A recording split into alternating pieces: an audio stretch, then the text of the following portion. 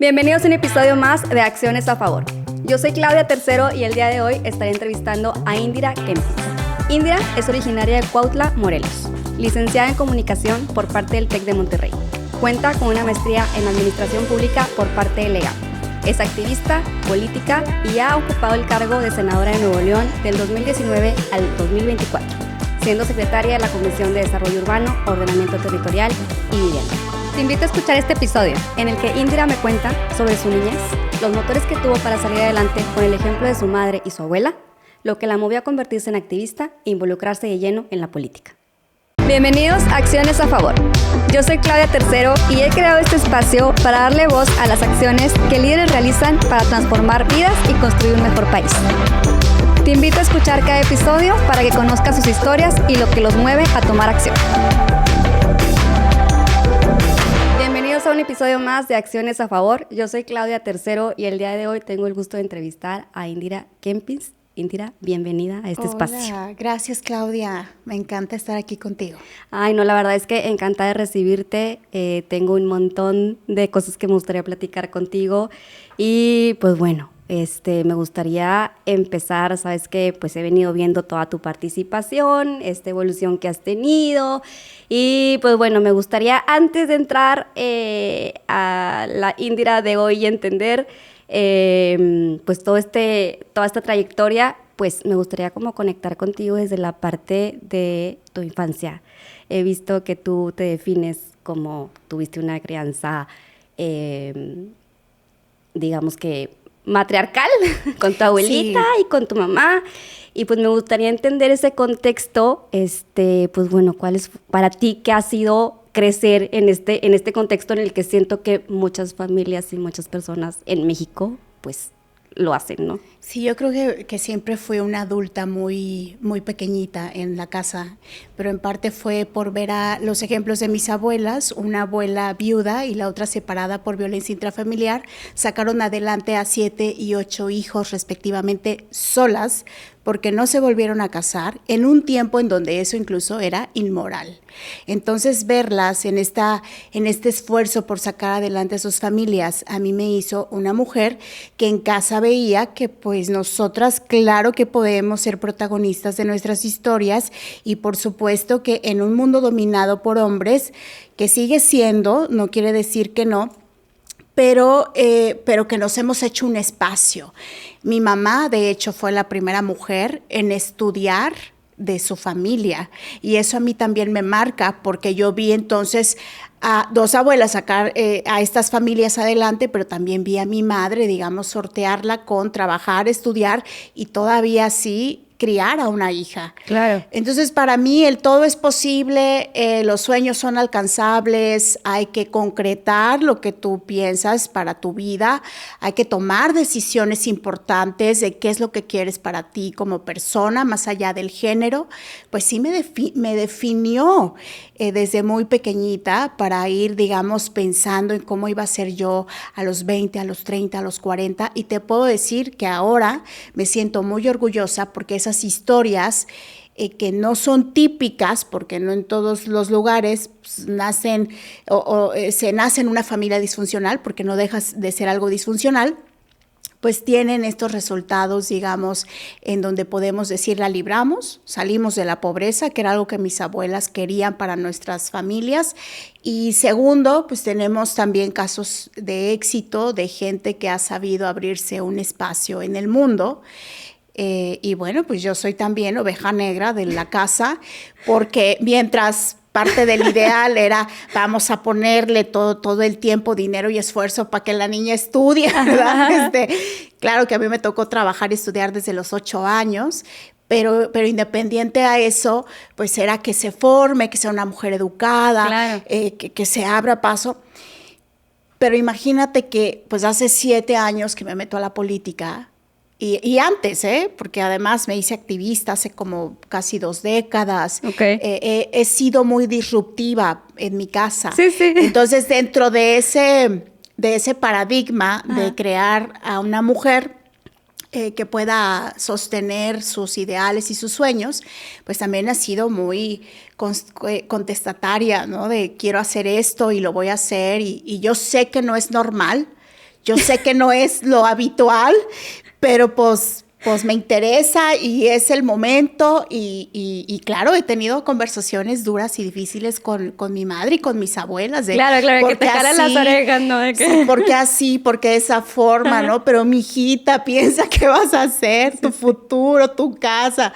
Bueno, las preocupaciones que nosotros tenemos normales, ¿no? De los cuidados, porque no dejamos de ser mujeres que cuidan a sus familias. Totalmente. Pero sí me ha tocado también ser esa oveja desde que soy chiquitita, porque cuestiono todo, tengo un pensamiento crítico, mis padres son científicos y yo creo que de ahí viene hacerme tantas preguntas. ¿Qué estudió tu mamá?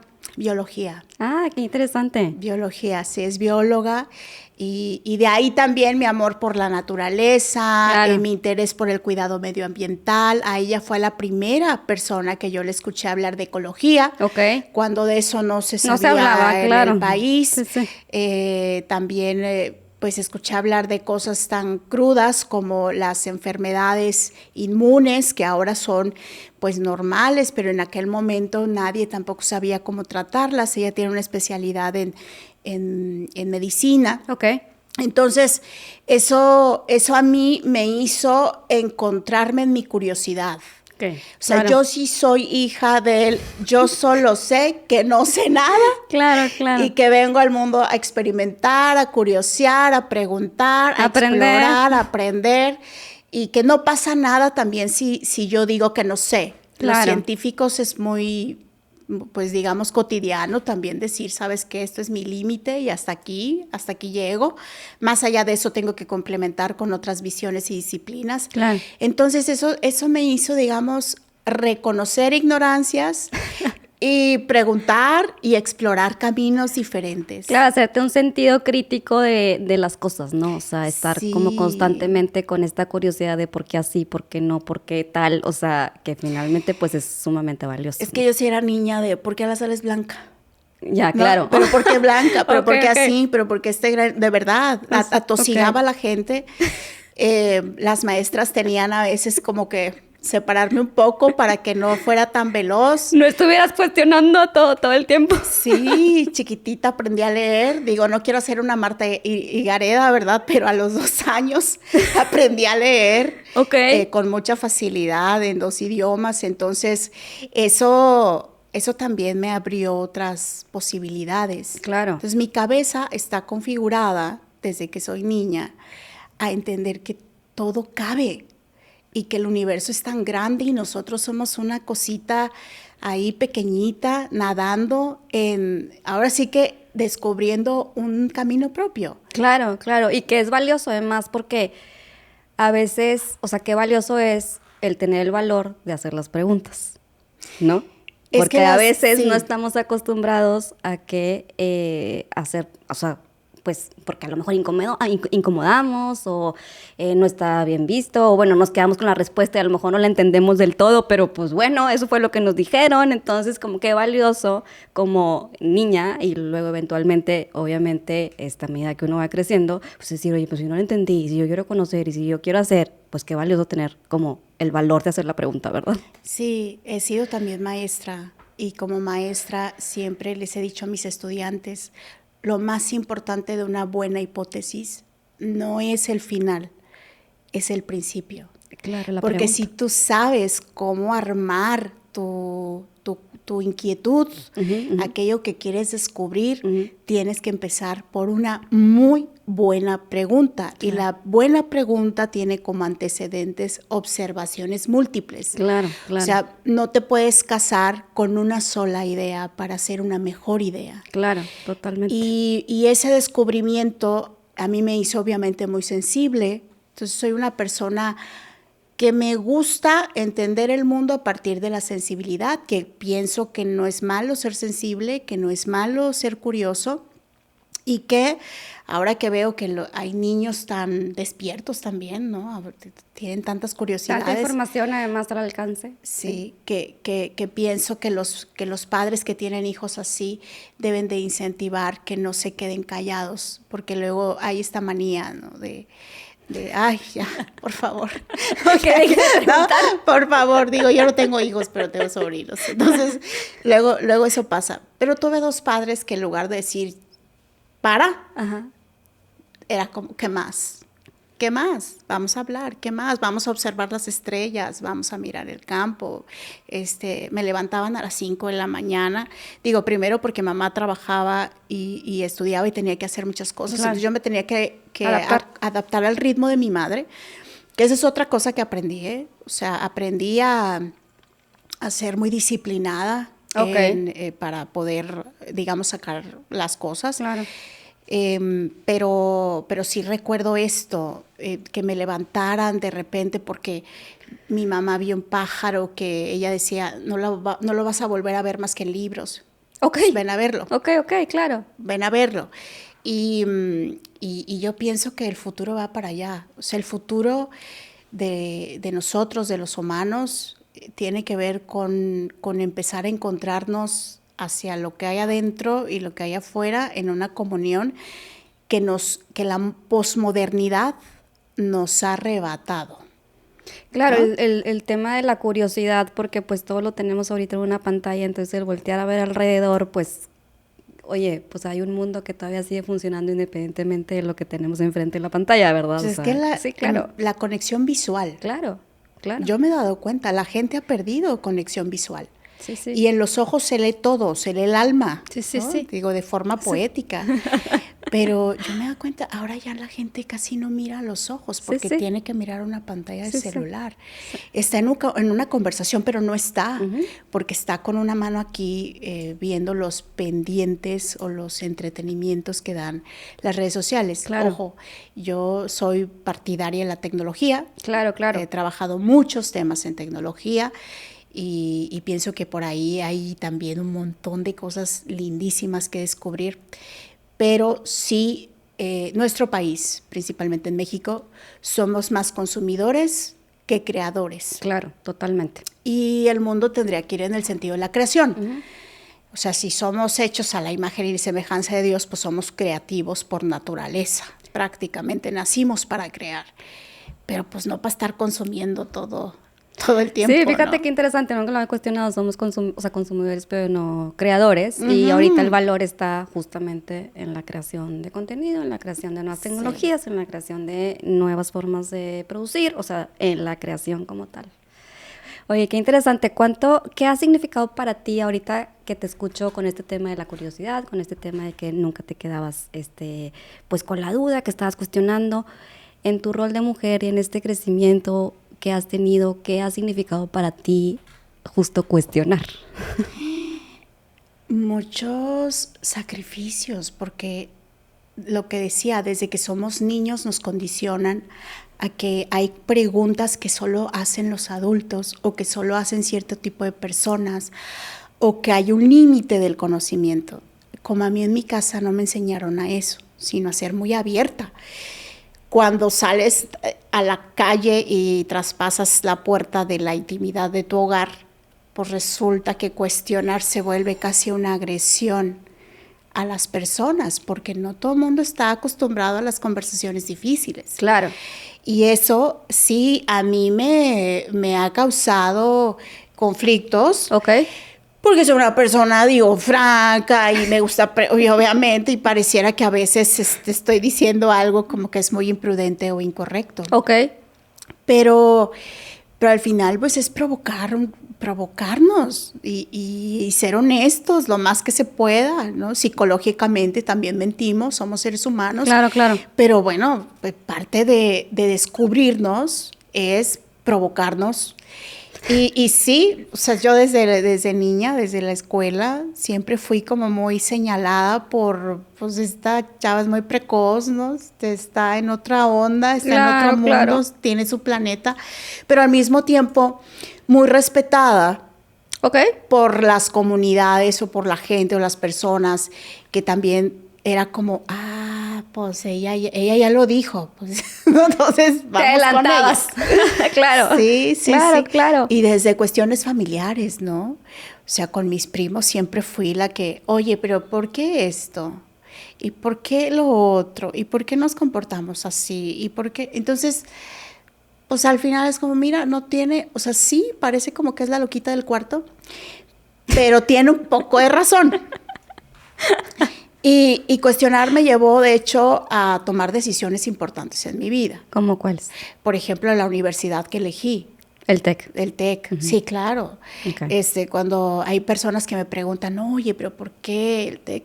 Digo, no, pues fíjate, yo no pensaba en lo que todo el mundo pensaba cuando piensan en que tienen que ir a una universidad y tienen que ir al TEC. Pero sí me cuestionaba la forma en cómo nos han enseñado en México a solo ser empleados, por ejemplo. Claro. Y en algún momento la oferta, digo, sigue siendo así, pero la oferta educativa del TEC era, aquí te vamos a enseñar a hacer un negocio. Sí, ser emprendedores es la filosofía del tecnológico. Y yo decía, pues yo vengo de mis abuelas que se dedican a ser comerciantes y sin tener ni siquiera la primaria terminada, pues lograron lo que lograron, pues ¿por qué no mejor le doy forma a esto? Claro. Pero fíjate, era cuestionar. Sí. O sea, o cuestionarme si realmente tengo una vocación científica, porque lo normal era que yo fuera, digamos, estudiante de ciencias, como mis padres. Ajá. Y que fuera una escuela pública, que las escuelas públicas tienen muy buenas ofertas educativas de ciencias. Pero no lo hice, porque me cuestioné a mí misma de si realmente tenía las habilidades para dedicarme a eso. Entonces, esto de poder explorar me ha llevado a decisiones determinantes que cambiaron mi vida. Porque no hubiera sido lo mismo que yo hubiera ido por el mundo sin tener preguntas en la cabeza a hacérmelas y llegar a ciertas decisiones que me marcaron o que han hecho un parteaguas en mí antes y después. Estuviste en el Cebetis. Sí. Estuviste en la prepa en el Cebetis, saliste con una técnica. Ahora, ¿cómo fue tu decisión? Dices, bueno, voy a irme al TEC, a lo mejor yo voy a hacer un negocio y esta es como la filosofía que a lo mejor me va a encauzar. Y ahí en la parte de tomar la decisión entre la carrera que ibas a estudiar, la universidad, o sea, ¿cuál fue? ¿Ya tenías una técnica? O sea, ¿cómo fue ese proceso? ¿Y qué te llevó al final del día a tomar la decisión de hacia dónde apuntar tu carrera? Mira, primero un milagro, porque yo pensé que no iba a poder seguir estudiando. Las condiciones en mi casa eran muy, pues, contracorriente, en la adversidad por completo. Mi madre tenía, digamos, un ingreso, pero el ingreso no era suficiente como para aspirar a la educación universitaria. Mi mamá me dijo, si quieres estudiar la universidad, vas a tener que hacer lo mismo que yo, trabajar y estudiar. Pero así me lo dijo desde antes, o sea, desde más pequeña. Okay. Es que la educación en México es muy cara. Es carísima. Es carísima. Claro. O sea, la gente piensa que ahora es más común que las familias puedan enviar a los chicos, a las chicas a estudiar, pero en mi generación todavía era muy complicado. Entonces me conseguí una beca, pero desde antes yo fui, digamos, armando mi plan. Porque si quiero ser una persona becada, necesito disciplina, necesito una calificación, requiero ciertas habilidades para poder hacer un examen de ingreso, un perfecto examen de ingreso que me permita tener una beca elevada. Vaya, yo me preparé 3 años antes. Para poder hacer mi salto a la universidad, trabajar, estudiar, ahorrar y ver las oportunidades, porque el examen de ingreso, por ejemplo, que hice en varias universidades, el TEC no fue mi única opción para hacer un examen, fue gratuito, fue un examen que abrieron y no tenía costo. Entonces yo estaba cazando esos exámenes, que es parte también de lo que ahora yo quiero que las nuevas generaciones aprendan, que es, sí, se vale soñar, está precioso soñar, hay que hacerlo en grande, pero todo sueño requiere una estrategia, requiere que te concentres, que te enfoques, que veas todas tus opciones, que vayas haciendo literalmente una guía de este es el camino A, el B y el C, y qué pasa si el A no se cumple, entonces sigues el B y se va al C. Que veas que en la vida siempre hay alternativas, que nada se cierra, no hay una sola puerta cerrada, pero necesitas encontrar la puerta y tocarla. Entonces, mi aventura de querer ser una mujer educada ha tenido mucha información, pero yo sí me acuerdo desde el día 1 que dije, yo quiero estudiar la universidad, o sea, quiero seguir estudiando, pues tengo que encontrar las herramientas para hacerlo. Y ya entonces, cuando llegó la hora de elegir, porque mira lo que pasa, si te enfocas, encuentras todas las oportunidades. Claro. Queriendo y haciendo lo que tienes que hacer. Para cuando yo me di cuenta, más de una universidad privada me estaba ofreciendo becas. Ok. Wow, qué padre. Entonces a mí me tocó elegir. Y ya entonces fue cuando dije, bueno, pues si quiero hacer eso que mis abuelas hacían con un poquito de más forma, entonces va a ser el TEC. Pero a mí me tocó ser una privilegiada pues aquí hay un menú. Pero obviamente yo trabajé el menú.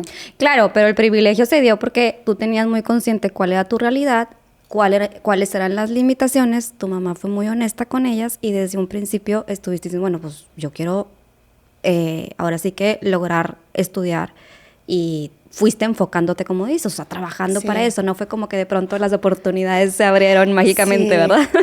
Sí, porque ahora también está una corriente, digo, a mí me encanta, de verdad, me encanta ver a jóvenes tan entusiasmados con la idea que tienen de su futuro, me fascina y soy la primera en apoyarlos.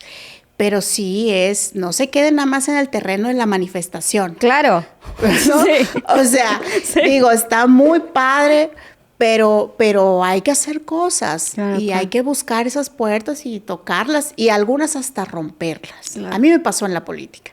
Ok. ¿No? O sea, la política sí agarré la puerta y la rompí. A ver, cuéntame qué ha sido para ti, vives todo este cambio, vas avanzando, logras llegar a la universidad con todos estos esfuerzos que platicas, muy participativa en la universidad, y de ahí a ver, ¿cómo decides, oye, venías de una mentalidad en donde, oye, a lo mejor la experiencia de mis abuelas, a lo mejor también hago un negocio. ¿Cómo es que das el paso a involucrarte en la política? Mira, mi vida cambió primero cuando decidí seguir estudiando. Ok. Esa fue como mi primera quema de naves, porque no te creas, también tuve que quemar desde personas que no creyeron en mi sueño, mis ansiedades y mis inquietudes, porque sí había días en los que yo decía, no nos alcanza y ¿qué vamos a hacer? Okay. Pero la segunda quema de naves vino en el momento en que asesinan a Jorge Mercado y Javier Arredondo, estudiantes del TEC de Monterrey, estando yo ya en la maestría, porque me pasé de la licenciatura a la maestría con una beca. Digo, en un periodo antes también tuve una actividad fuera de, digamos, en otra ciudad. Pero... ¿Y la estudiaste en el EGAP? El EGAP, estando en EGAP, pasa lo de mis compañeros y entonces a mí me vuelve a cambiar la vida. Porque yo que venía trabajando y estudiando, habíamos hecho una asociación civil para hacer mapas georreferenciadores de delitos. Okay. Siempre he sido una interesada en la tecnología, entonces he sido creadora de tecnología desde muy chiquita. Okay. Y obviamente en mi cabeza era, yo termino la maestría, sigo con la empresa social que habíamos creado, pero en algún momento me voy a ir del país, porque mi amor por México no fue inmediato. Okay. O sea, yo desde que nací, no creas que traigo aquí muy metido el patriotismo. Okay. Soy fan, obviamente, de mi país en muchas cosas culturales y sociales, pero hay otras cosas que pienso que no lo merecemos. Okay. Y eso sí lo he tenido desde muy chiquita. O sea, la circunstancia me hizo ver, digamos, el lado muy de luz, pero el lado de oscuridad. Y esa dualidad creó una relación como que sí, pero no. Okay. O sea, me encanta ser mexicana, hasta la fecha me encanta, pero pienso que México merece más para que realmente le hagamos honor al nombre que lleva nuestro país. Entonces, cuando matan a estos jóvenes, me indigno muchísimo, me da un coraje tremendo, porque siempre lo he dicho públicamente, si hubieran tenido otra vida, otro apellido, otra circunstancia de país, no hubiera pasado lo que pasó. y no merecían estar en ese lugar.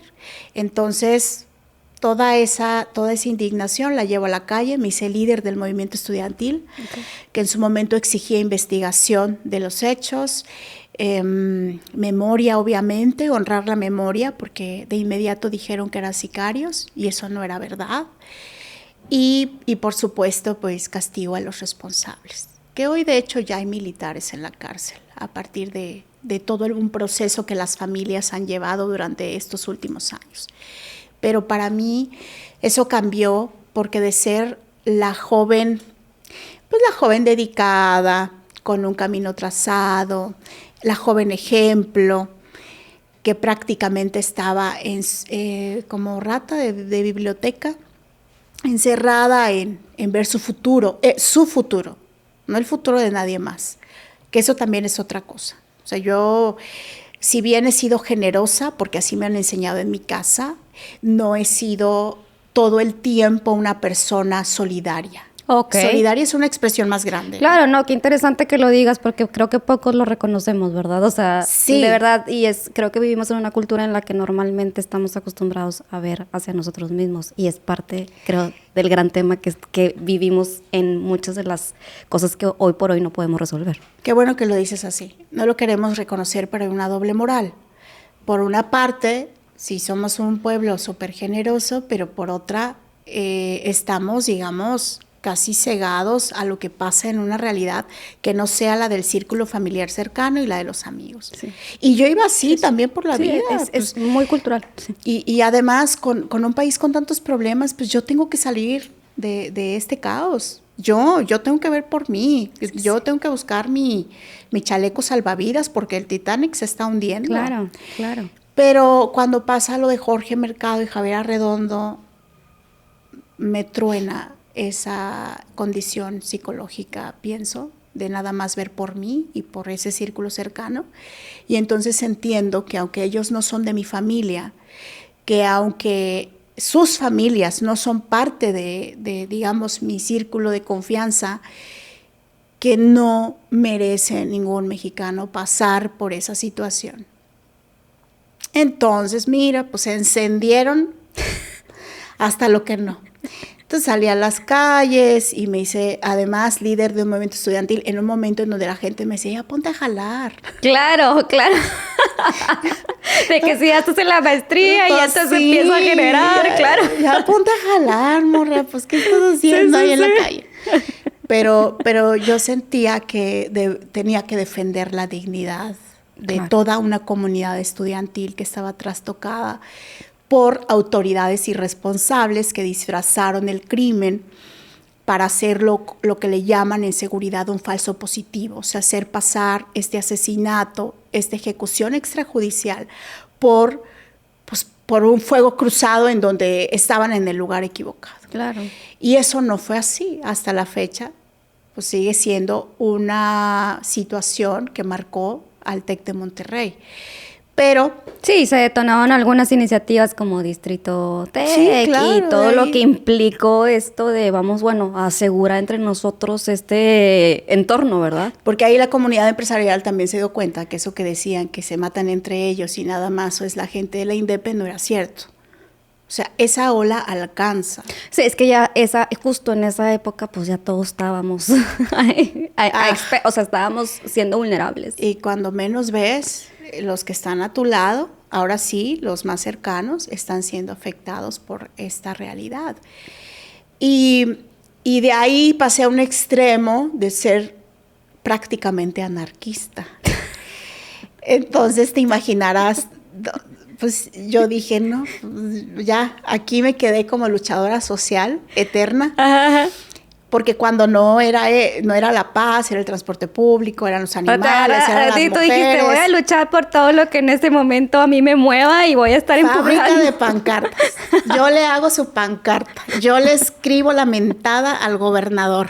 Con todo gusto. Me pongo de rayo de sol los domingos desde la mañana hasta la noche hasta que nos reciba. Aquí estoy dispuesta a defendernos.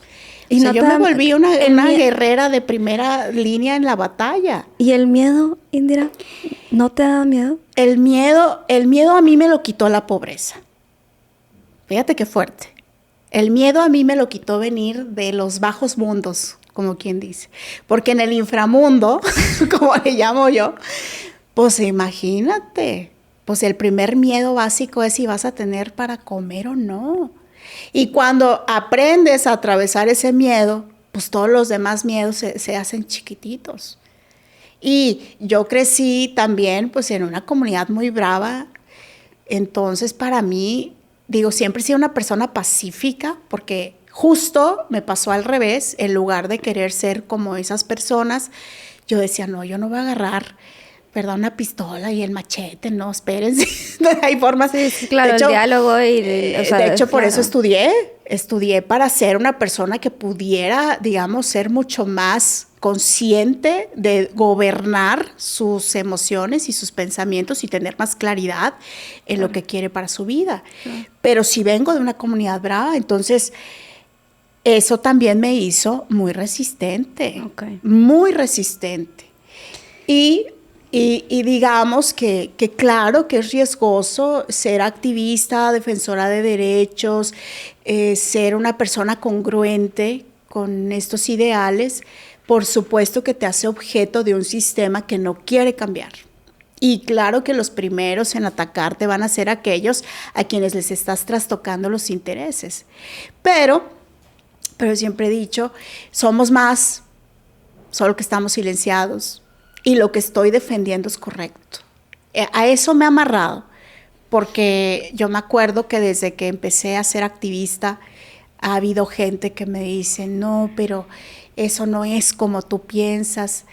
Y yo digo, pues no se trata de lo que yo pienso o de lo que yo sienta o como yo lo vea. Es que lo que es correcto es. No hay duda. Lo que es bueno en una civilización es bueno para una civilización. Claro. Lo que no es, se nota. ¿Y se nota qué? En la decadencia de los vínculos, en la falta de estabilidad emocional, en la falta de sueños colectivos. ¿Cómo no va a haber una diferencia entre tener una guerra y tener paz? La conocemos. Entonces, amarrarme a lo que es correcto solo ha hecho que el tiempo me dé la razón. Tarde o temprano, esa gente que decía que la loquita estaba en la calle diciendo barbaridad y media, atacando al señor gobernador, al presidente, a las autoridades. Ahí están los militares en la cárcel. Entonces, cuando tú haces lo que es correcto, pues tarde o temprano todo se acomoda, y cuando se acomoda, la verdad más que el tiempo te da la razón. Cuando haces esta transición, o cómo es que justo, o sea, de pasar al activismo, luego pasas al Senado, y lo hiciste en una edad súper joven. Sí. Yo no sé si haya muchas mujeres que hayan logrado a tu edad llegar al Senado. No, soy un caso único, atípico, único, digno de contar, porque eso me lo han dicho los propios políticos. El Senado es un lugar muy cotizado, primero porque pues es el segundo lugar a bordo de una jerarquía de poder en un país. Y de un país como México, que es el líder latinoamericano, al menos en muchos sectores. Sí, en muchos. Uh-huh. Pero, y además, y hacerlo llegando por mayoría y a la primera. Mucha gente ve al poder como una escalera y un juego de las sillas. Entonces, ahora son alcaldes y mañana gobernadores y pasado diputados. Y allá por los 60 años de edad ya se les ocurre llegar al Senado. Pero yo más bien, mira, no me planteé primero llegar al Senado.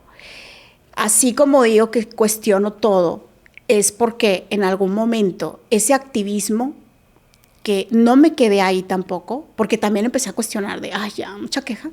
Sí, claro, no, tipo, pero pues ¿cómo acciono? Y así, sí, ¿verdad? Sí, es demasiado, está padre, pero tampoco tan bien. Sí. Entonces, volví a ser emprendedora social, Okay. Un poco más con la intención de seguir ayudando a la comunidad, hacer la paz, meterme a los barrios tomados por el crimen organizado, pero utilizar conocimientos que tengo en tecnología, en urbanismo, colaborar con los gobiernos, que no todos son malos y no todos son perversos. No, totalmente. Menos en tiempos de crisis donde nadie puede darse lujos de cometer errores. Y cuando estábamos en ese Nuevo León sangriento, hasta las propias autoridades tuvieron que comenzar a tender los puentes porque era eso o nos encerrábamos en la ciudad más peligrosa para vivir en todo el mundo, que en el momento era Monterrey. Entonces, cuando yo decido ser emprendedora y utilizar todo esto, tengo un boom muy exitoso. Me convierto en una urbanista social por experiencia. Claro. Gano premios internacionales. Estoy, digamos, en la cuna más deseada y añorada después de haber tenido desprecio por hacer algo que pues, no era bueno a los ojos de la sociedad, a ser una mujer muy reconocida. Pero en ese momento yo también me regresó pues yo aquí estoy a toda madre. Y el país sigue igual, porque sigue igual. O sea, aquí, digamos, yo ya la hice, pero este contexto no ha cambiado. Y si ha cambiado mucho y para mal. Entonces, ahí es cuando digo, pues si cualquiera de estos, me voy, ¿verdad? A ver, estábamos haciendo el Plan Estatal de Desarrollo Urbano del Estado. Y no les miento, o sea, yo agarré la página, empecé a ver todos los perfiles de los diputados locales de aquel entonces y sí dije, pues si cualquiera de estos puede llegar, ¿por qué yo no? ¿Por qué yo no? Estoy harta. E igual cuando me hice activista, estaba harta de ver cómo todo un sistema no es capaz de darle un lugar digno a la vida humana, ¿no? A la memoria, a la justicia. Y entonces en este momento fue, pues estoy harta que nos gobiernen estos, pues ahora sí que quienes se creen que son, no están aportando nada, en lugar de ayudar estorban. Estoy harta de tener que irles a tocar la puerta y que me digan que no se puede, o que digan que no hay dinero, pero pues si lo tienen en sus casas. Eso es una realidad que estamos viviendo. Se roban el dinero. No es que no haya dinero, es que se roban el dinero. Y todo eso, mira, nomás lo digo y se me vuelve a calentar la sangre. Porque mientras hay personas que tienen la comida caliente, haciendo nada y más bien estorbándole a un país, pues hay otras que no tienen oportunidades o no tienen acceso a la salud o a la educación o no hay una economía que nos permita tener prosperidad en este país. Y es así como yo un día dije, otra vez, quema de naves, pues aquí estoy yo.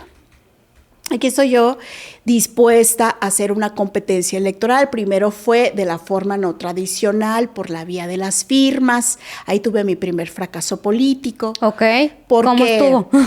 Porque no todo es bonito, ¿no? No, o sea, ahorita claro, yo te lo cuento así de... Claro, de que como anécdota, pero pues me imagino el camino, ¿verdad? Porque el sistema político lo que menos quiere es que los ciudadanos sin partido y sin ningún tipo, digamos, de compromiso o interés, que no sea el de poder servir o poder hacer un trabajo, lo que menos quieren es que estemos ahí. Pues mejor aléjate, tú vete a hacer otras cosas. Pero no ¿cómo justo logras como este clic y esta conexión para, oye, bueno, aquí estoy yo, vengo de a lo mejor de un lugar o sea, incómodo a lo mejor, y cómo levantas la mano y te dicen, pues sí, ándale, tipo, vente?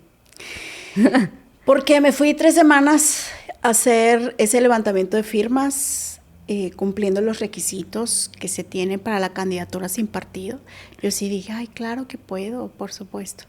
Siempre he creído mucho en mí Y eso se puede convertir en un defecto, porque a veces por creer demasiado, pues tú piensas, ¿verdad?, que pues de aquí sola yo puedo, porque como dicen las jóvenes ahora, porque perra empoderada. Sí. Pero resulta que te das al traste y te das contra la pared porque hay todo un engranaje para poder lograr la candidatura sin partido. Y la gente no está acostumbrada a darle el aval a las personas, y menos cuando el gobernador anterior quemó la figura de candidatura independiente. Entonces, prácticamente tienes que volver a hacer las prácticas de un partido político para poder sostener una candidatura independiente. Hoy, la candidatura sin partido no existe en nuestro país. Los recursos, sobre todo, que pues es el principal reto, ¿verdad? Sí, porque pues, no te dan. Sí, entonces, lo tienes que hacer con tu dinero. Sí. Cosa que no está mal, pero que definitivamente se convierte en un obstáculo, porque no cualquier persona puede participar si no tienes por lo menos 100,000 pesos para poder invertir en tu candidatura sin partido. Entonces, cuando Sí, estás hablando de 100,000 pesos versus millones de pesos, ¿verdad? Tipo. No, y les estoy diciendo como el saque, o sea, el saque para hacer trámites, el saque para hacer papeles y... Para la foto. El saque para tu foto. Eso en aquel tiempo, ahora debe estar 3 veces más caro. Bueno, hago esto y a la tercera semana me doy cuenta que hacerlo a mi manera, con ética, tratando de convocar a la comunidad, no, pues qué ingenua yo. No se iba a lograr. Entonces dije, si no se logra, y como quiera, aunque se logre, va a estar complicado que yo gane porque traen sus acuerdos entre los partidos, pues mejor me voy a mi casa. Y yo ya había, digamos, separado el tiempo para poder competir. Ese día que yo toqué la última puerta, hablando de tocar puertas, regreso efectivamente a mi casa, pero antes de irme, obviamente, como cualquier mujer que se siente mal porque es un fracaso, le digo a un amigo, tengo un muy buen amigo, que él sí es de los partidos políticos, y entonces voy a llorar con él y le digo que ya me voy, que he decidido no continuar en ese sueño. Y me dice, ¿pero cómo? No, si tú ya, a ver, ya lo dijiste, ya hasta se te aventaron todos, porque obviamente los activistas de traidora no me bajaban. Ahora hay varios que hasta trabajan en los gobiernos, pero bueno. Entonces ya estás aquí, ¿por qué te vas? No, vamos a ver personas. Y me empezó, me acuerdo, a sacar una lista de todos los políticos con los que yo podía hablar para llegar a un acuerdo y a lo mejor poder competir vía un partido. A todos les encontré un pero, menos a la última persona que me dijo. Esa última persona hoy es el gobernador de Nuevo León. Hoy yo tengo un conflicto entre personal, pero también político, pero también de justicia, pero yo creo que como yo ya somos un montón. Pero en ese momento era el dirigente de ese partido. Y dije, bueno, pues todos tienen cola que les pisen. A lo más ciertas cosas con las que yo no comulgo, pero vamos a conversar. Y me animó mi amigo a mandarle un mensaje ese mismo día. Entonces, antes de llegar yo esa noche a mi casa, me pasé como 3-4 horas hablando con ese dirigente. Y al siguiente día, sin pensar, o sea, sin tener un acuerdo político, sin pensar que yo iba a participar en un partido político, la circunstancia, porque ahí está una entrevista grabada que la pueden buscar, me llevó a estar en una reunión con otras personas de otras asociaciones civiles que querían participar en política y que decidieron hacerlo por la vía de un partido. Entonces, sin querer queriendo, porque también parte de todo esto es lo que va sucediendo en el momento. Sí, totalmente. Me presenté con todo este grupo de personas para tener una oportunidad de competir. Y te dieron el voto de confianza. Y llegué y obviamente soy una persona, y se los digo con toda apertura, los acuerdos políticos no tienen que ser en lo oscurito, los acuerdos políticos tienen que ser transparentes. Entonces yo llegué con ciertos criterios que para mí eran decisiones, lo que le llaman los irreductibles, ¿no? O sea, de aquí no negociables. Los no negociables. Y como me los aceptaron y me los respetaron, dije, bueno, otra vez ahí va Indira. Además de competir electoralmente, lo voy a hacer por la vía de un partido. Y claro que otra vez la gente se me vino encima, pero ¿cómo tú dijiste que lo ibas a hacer sin partido? Entonces vas a hacer una más.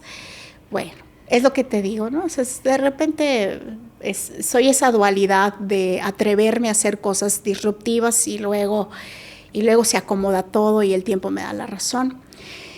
No iba a ser la candidata al Senado, okay. Estaba yo en otra competencia, pero se me midió, porque como quien dice por ahí, también te echan el ojo.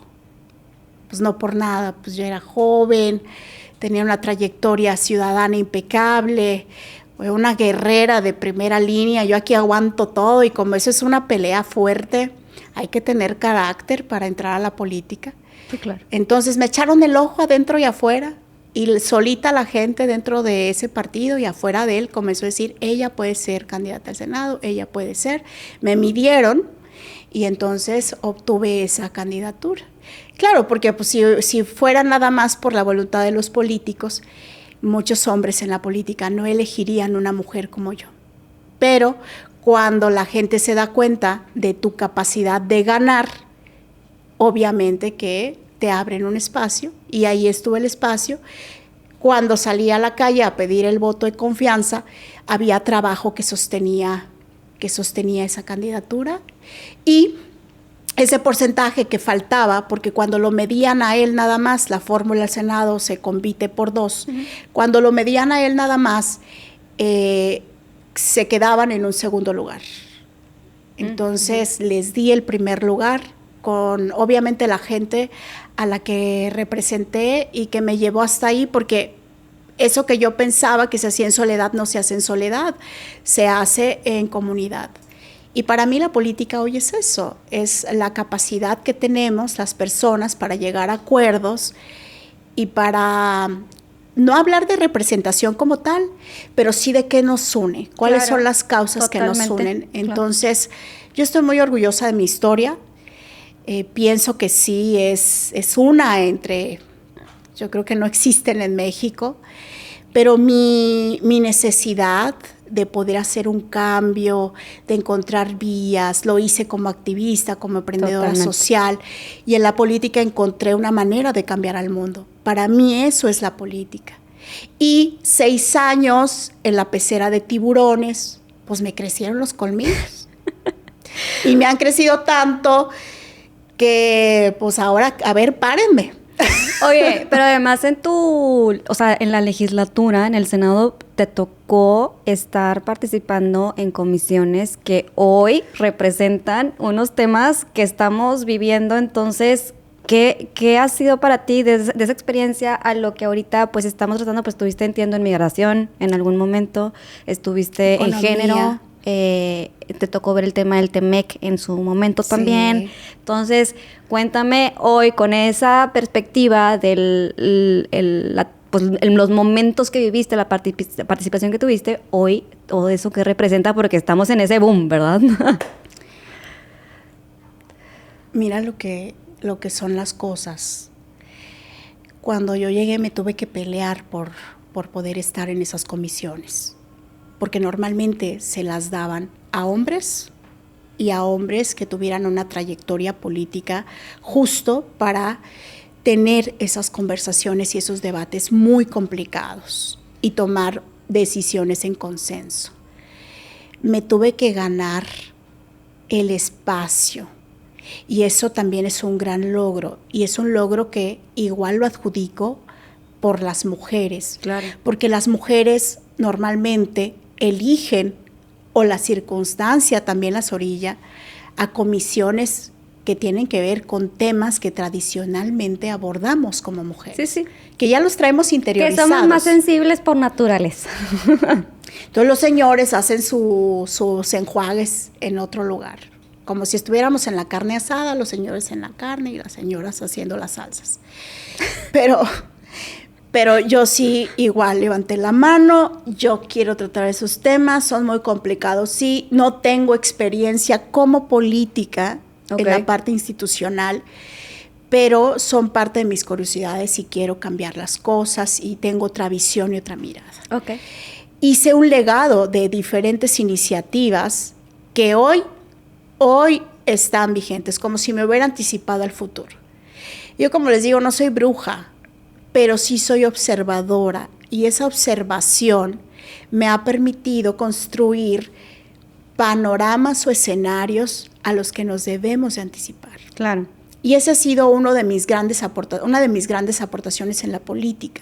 No nos podemos conformar con pensar en el Nuevo León de hoy. En lo que está pasando hoy nada más. No, o en el país de hoy. Tenemos que ver por el futuro. Y el futuro no en una visión lineal de tiempo, el futuro de en la noche, de mañana en la mañana.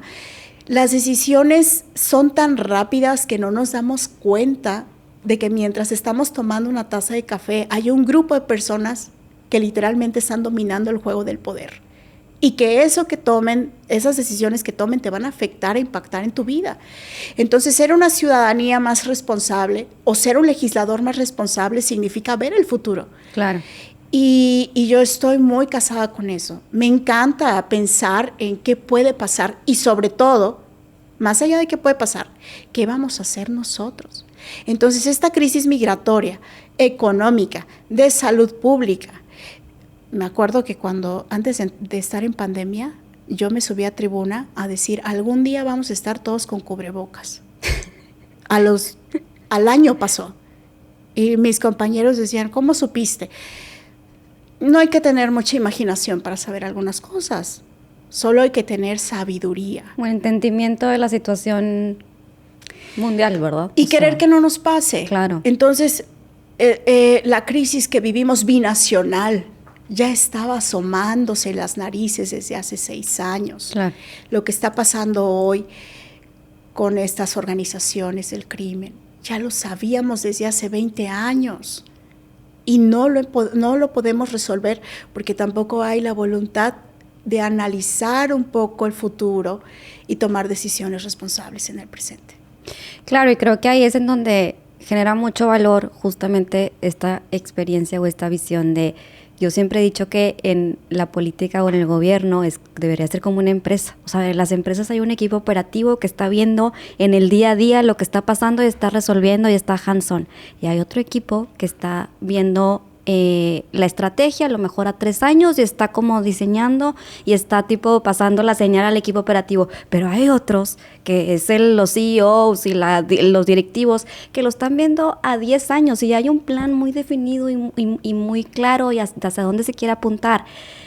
A mí me queda la duda de que realmente en México veamos que efectivamente la política debería de funcionar así, porque al final del día es el futuro, ¿no? Hablamos mucho de futuro, pero finalmente nos enfocamos en el día a día, en lo que tengo enfrente, en lo que... Entonces, pues yo no sé qué pudiéramos hacer para transicionar a eso, y no sé si a lo mejor desde mi ignorancia estoy hablando, a lo mejor sí lo hay, ¿sabes? No lo sé.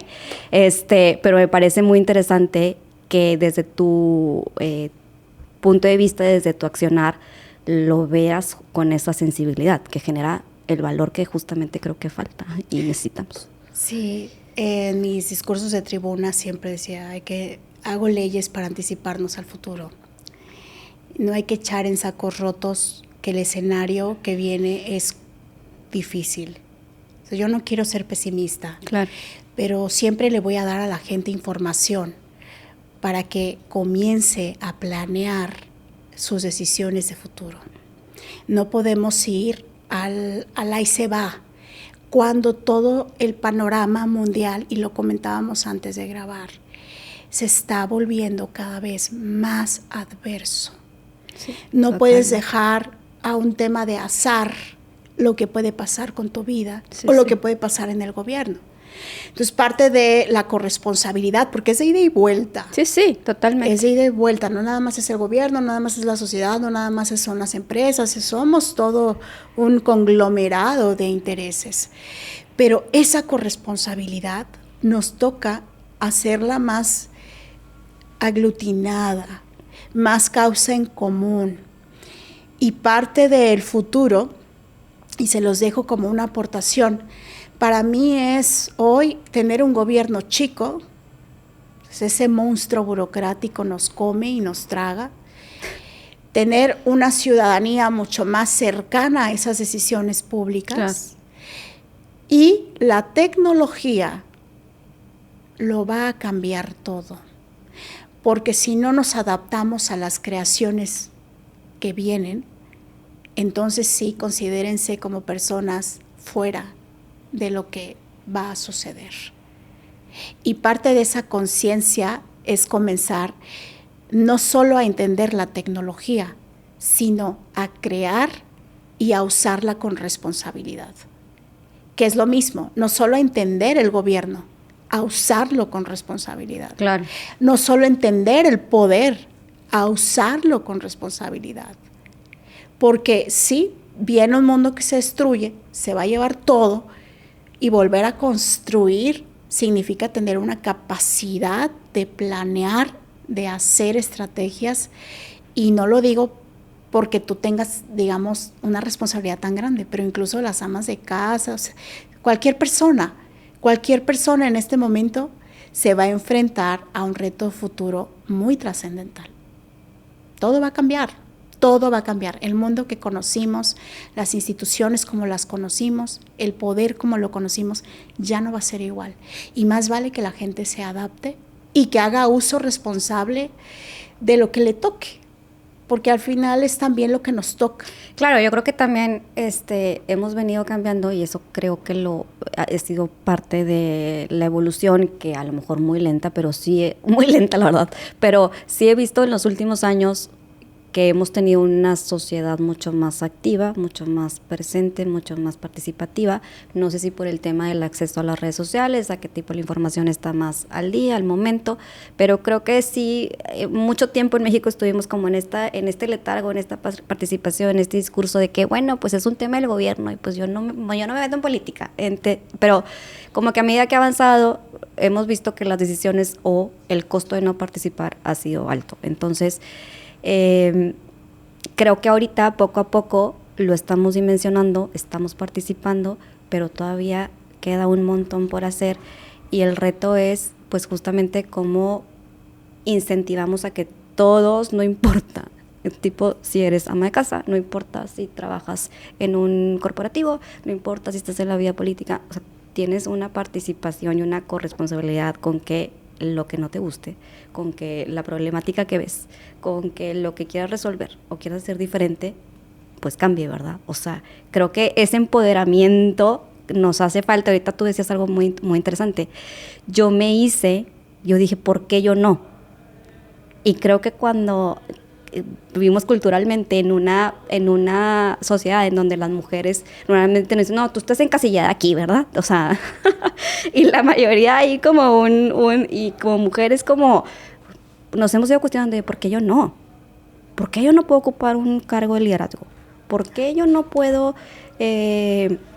decidir ser mamá pero también trabajar? ¿Por qué yo no puedo ganar más que mi pareja? Porque yo no puedo participar en la política y puedo estar al mismo nivel. Entonces, como que creo que a nivel de mujer eso genera mucho impacto. Creo que es un tema que, bueno, ya a nivel femenino tenemos que trabajar, pero también como sociedad, el decir, oye, ¿por qué yo no? Yo, un estudiante de una escuela pública, si yo quiero lograr esto, ¿por qué yo no lo puedo hacer? Y creo que es una pregunta que te genera mucho valor y te hace empoderarte al mismo tiempo, ¿no? Sí, hay que estar consciente del poder que tenemos. El cambio también que viene no solamente es al exterior. Claro. El cambio que viene es espiritual. Claro. Porque parte de por qué tenemos que reconocer lo que hay adentro de uno tiene que ver con una conexión con lo divino. Y yo sí hablo de esto y lo digo abiertamente, porque la gente a veces con todos los problemas que tenemos, porque sin duda son problemas graves que trastocan nuestra capacidad de ser felices o de sentirnos completos o de pensar que estamos logrando lo que queremos, también lo es que con mucha facilidad pensamos que todo esto tiene que ver nada más con apuntar dedos. Claro. O sea, la culpa la tiene alguien, Sí. allá afuera seguramente está pasando algo que a mí me afecta, pero gran parte del cambio que viene es que vamos a tener que descubrir las respuestas que están adentro de nuestro corazón. Cuando hablo yo de salud espiritual, porque ahora me gusta utilizar ese término, quiere decir que la gente esté consciente de lo que es su espíritu y de lo bien conectado que puede estar con su propia divinidad, o bien si crees en Dios o crees en algo más, pero creer. Porque parte de creer significa también entenderte a ti como ser humano. Y esa capacidad de no estamos aquí nomás para despertar y tener problemas. Claro. Y si los tenemos, no estamos aquí nomás para despertar, tener problemas y no saber que se van a solucionar. Sí, o esperar a que se solucionen solos, ¿verdad? Gran parte de lo que está pasando en la humanidad es una soledad tremenda. La gente se siente muy sola, abandonada por su gobierno, abandonada por sus familias, abandonada por una sociedad, excluida totalmente. Pero ese poder viene también del encuentro con tu soledad. Reconocer tu soledad. Hoy que hay tantos problemas de salud mental también, están en gran parte asociados porque estamos solos y nos sentimos solos. Sí, claro.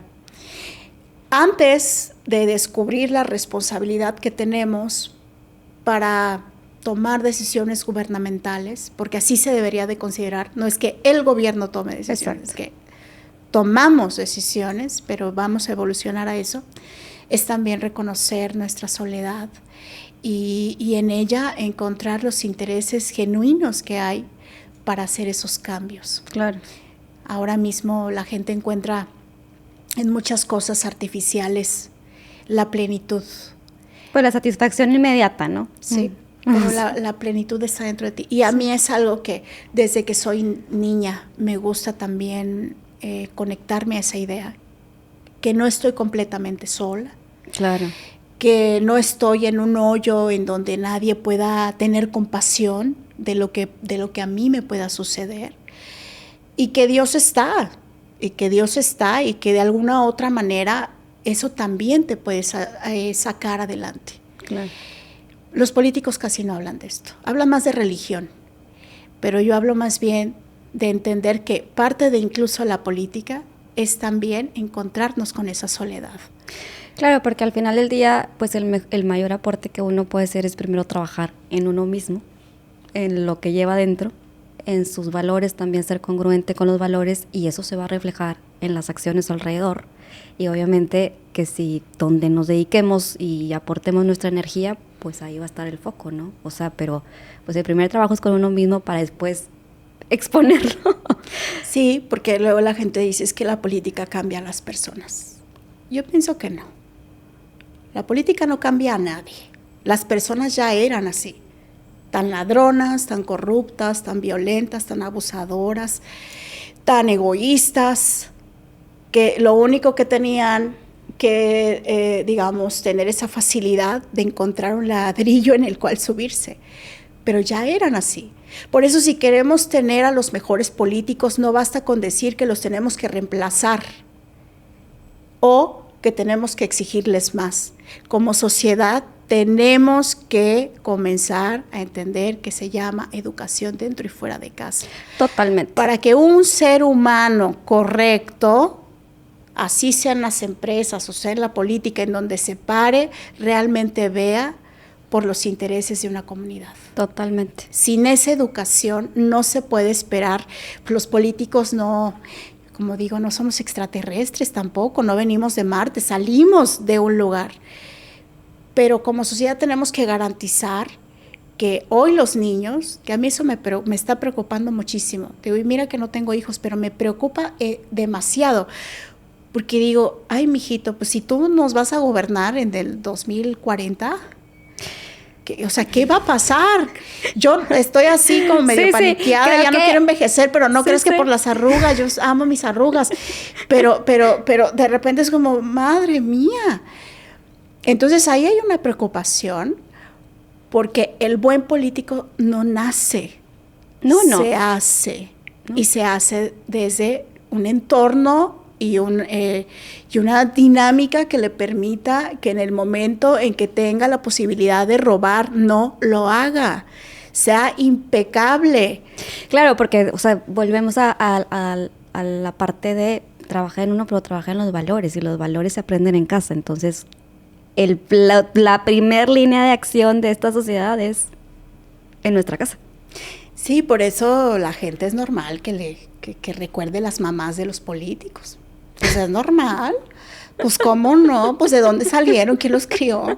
Ahora, no es tampoco echarle la culpa a las señoras, pero sí también entender nuestra responsabilidad que tenemos hoy con los niños. O sea, ¿qué tanto vamos a hacer para que entiendan que la política no es para robar, no es para llevarse un pedazo de país a su casa, no es para lastimar gente, no es para andar con complicidades sin sentido? O sea, tenemos que regresar a esa sociedad que entendía que la política era solamente el arte de negociar, de hacer acuerdos. Claro, y yo creo que también como comunicar, ¿no? Porque a veces, o sea, como que también siento que culturalmente nos definimos como justamente a lo mejor este estereotipo de, por muchos años, cuando no escuchamos el famoso dicho coloquial del que agandalla no batalla. Pues no podemos crecer con esa mentalidad, porque pues eso se va convirtiendo en prácticas que desde muy niños nos están inculcando, y es, no, a ver, de empezar, cancela eso. O sea, entonces, ¿cómo las buenas prácticas más bien podemos estar como difundiendo los valores? O sea, y de, oye, bueno, ¿qué significa el valor y cómo lo llevas a la acción, verdad? O sea, porque pues en papel se ve muy bonito. Sí. Y gran parte del trabajo también es no estar en silencio. Claro. Así como hay momentos para estar en silencio, hoy tenemos que ser una sociedad mucho más vocal. Claro. Son nuestros derechos, no es ya gratis, los hemos conquistado. Que es lo que pienso es, al político no lo ames, entiéndelo nada más, pero no lo ames, porque el amor es mucho compromiso.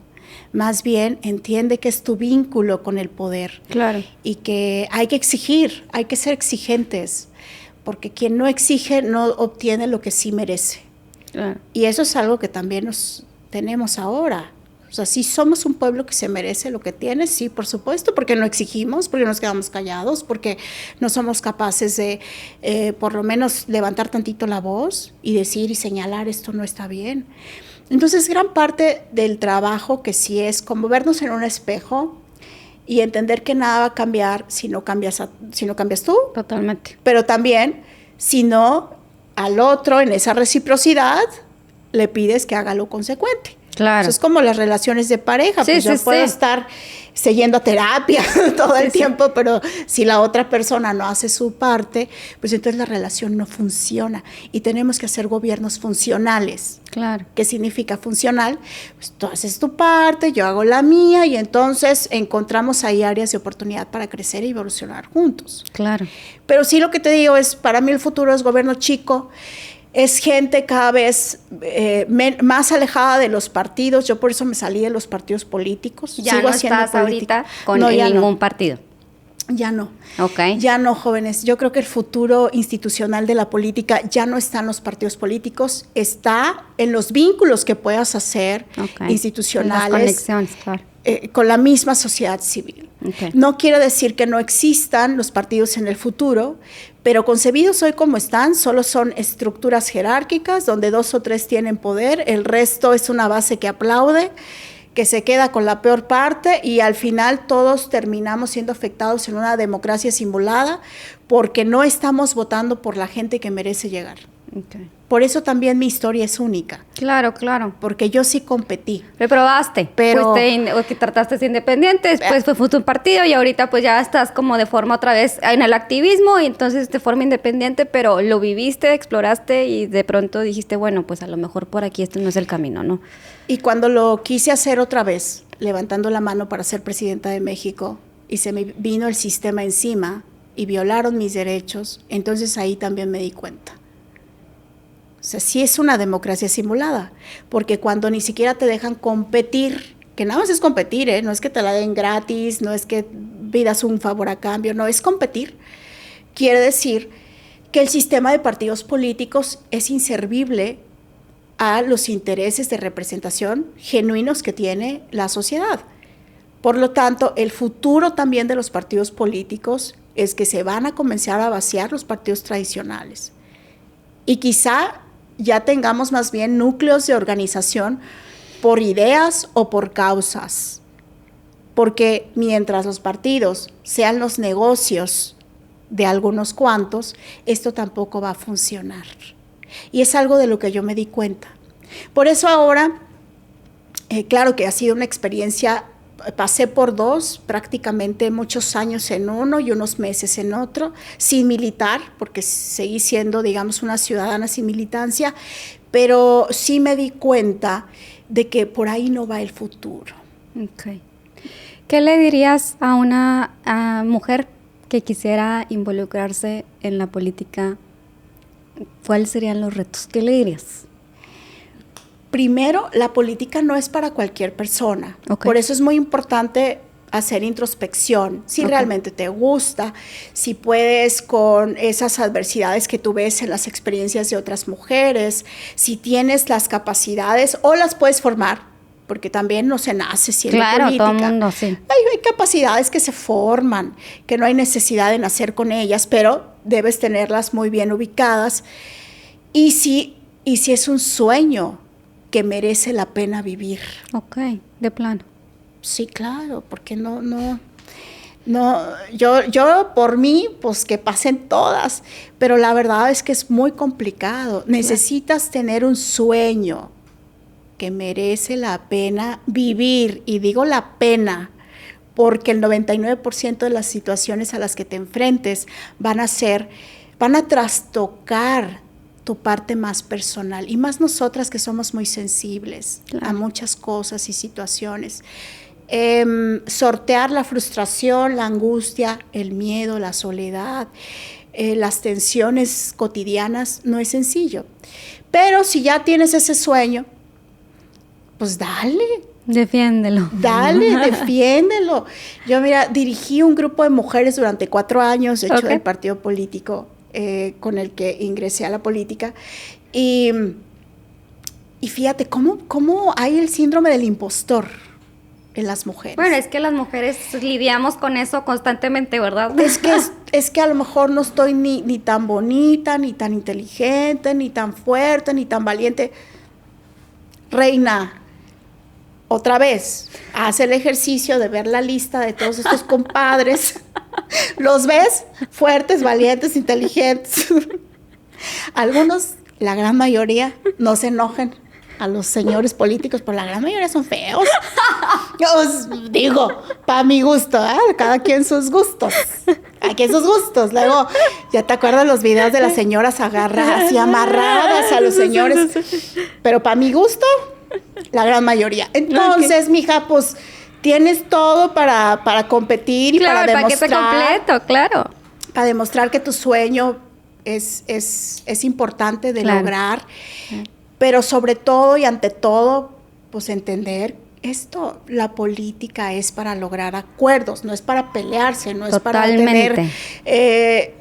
para tener esa foto de aquí yo sentada, no, es para hacer legado, es para dejarle un futuro a esas nuevas generaciones. Yo ahora estoy muy, muy ocupada en eso y preocupada, pero sí pienso que si ya vas a estar en esa carrera, pues órale, con todo, porque sí necesitamos personas conscientes de su responsabilidad en la política.